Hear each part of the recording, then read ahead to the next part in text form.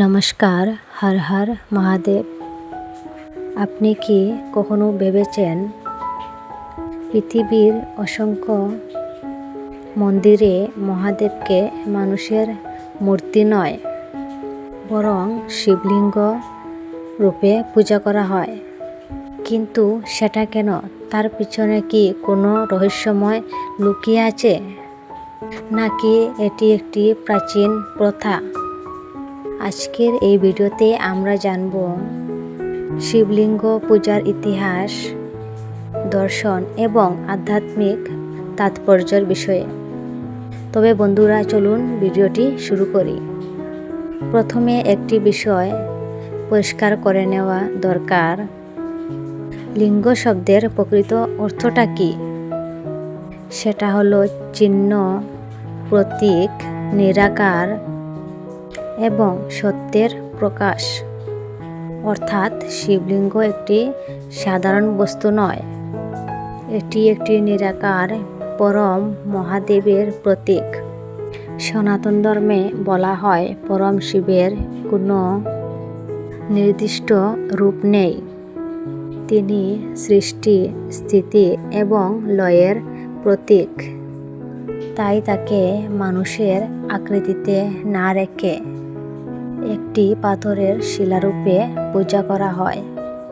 এবং একটি প্রাচীন কাহিনীকে বলা হয়, একবার ব্রহ্মা এবং বিষ্ণুর মধ্যে কে শ্রেষ্ঠ, এই নিয়ে অনেক বিতর্ক শুরু হয়। তখন হঠাৎ এক অসীম জ্যোতিষ স্তম্ভ প্রকাশিত হয়। সেই স্তম্ভের শুরু এবং শেষ কেউই বুঝতে পারেনি। তখন সেই সময় তারা উপলব্ধি করেন, এই অনন্ত জ্যোতিষরূপই হলেন মহাদেব। শিবলিঙ্গের আরেকটি গভীর অর্থ হল সৃষ্টি শক্তির অদ্ভুত মিলন। নিচের অংশকে শক্তির প্রতীক এবং উপরের অংশকে শিবতত্ত্বের প্রতীক হিসাবে বলা হয়। শিব এবং শক্তি একসঙ্গে থাকলে তখনই পৃথিবী সৃষ্টির সম্ভব। তাই শিবলিঙ্গ আমাদের শেখায় চেতনা ও শক্তির প্রতীক এবং অপরের পরিপূরক। বহু ভক্ত শিবলিঙ্গে জল, দুধ, বেলপাতা, দুব্বা, ধুতরা ফুল, আকন্দ ফুল অর্পণ করে থাকেন। এর একটি আধ্যাত্মিক অর্থ হল অহংকার, ক্রোধ, লোভ, মোহ, মায়া এবং নেতিবাচক চিন্তাগুলো মহাদেবের চরণে সমর্পণ করা। আসল পূজা শুধু উপাচারে নয়, নিজের মনকে পবিত্র করা। তবে শ্রাবণ মাসে শিবলিঙ্গে পূজা করার এক বিশেষ গুরুত্ব রয়েছে।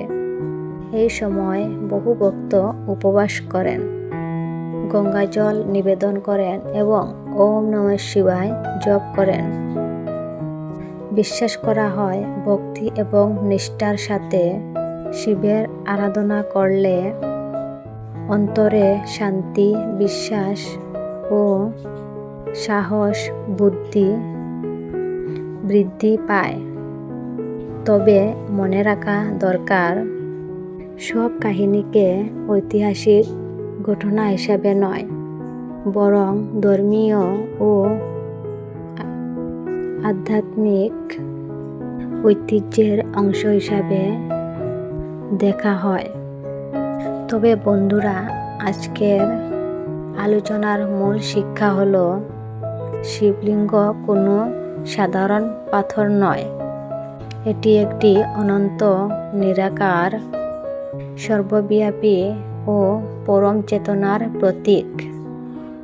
আত্মসমর্পণ, ধ্যান এবং জীবনের গভীর সত্যকে উপলব্ধি করতে।